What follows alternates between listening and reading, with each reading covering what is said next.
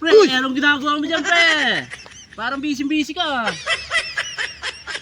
Wala, nahimik ako dito eh.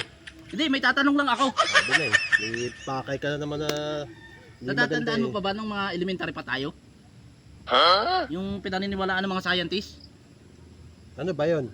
Di nga ba nung una yung mga taong batul, mga homo sapiens na yan, sabi ng mga scientist doon, ang tao daw nagmula sa unggoy.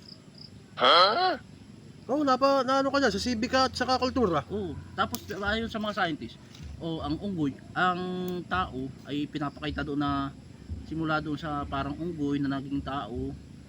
Ah, evolution. Oo, sabi na, di ba may evolution doon? Oo.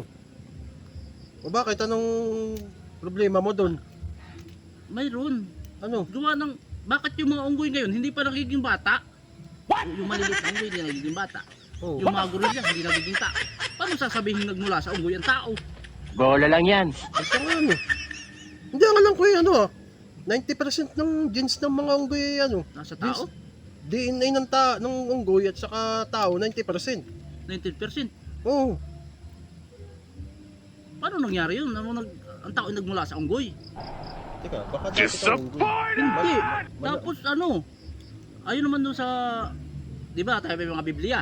Oo. O sabi naman sa Biblia, ang tao ay nagmula sa alabok. Oo. Sana all. Sabi ng scientist, ay ang tao ay nagmula sa unggoy. At sabi naman sa Biblia, ang tao ay nagmula sa alabok. Alin ang paniniwalaan natin doon? Biblia o yung scientist? Siguro mas maniniwala ako sa Biblia. Pero yung nanggaling tayo sa unggoy, Parang, baka ano, angkan mo yun. di. Pero sabi naman sa Biblia, ang Biblia, ang nagpapatunay dahil ang unang nilikha ay, sabi si Ibat si Adan. Oo. Tapos nung nagkaroon na ng mga isip ang tao, nagkaroon na ng scientist, ang sabi naman ng scientist, nagmula daw ang tao ay sa unggoy. Eh baka ikaw nagmula sa unggoy, ako nagmula kay iba. Hindi, ang pagkakaalam ko, nagmula ka sa tatay mo muna. Bago sa nanay. Ah, ganun ba yun? Oo. Mga sinungaling ng mga scientist pa lang yan. Siya nga Sasabihin, nagmula ang tao sa unggoy. Bakit mga daming unggoy, hindi na ba nagiging tao? Wala na pinagtataka ko eh. Ba't ganun?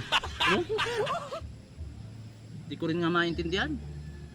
Natutulaan sila maging scientist, sasabihin, gawa sa tao, galing unggoy.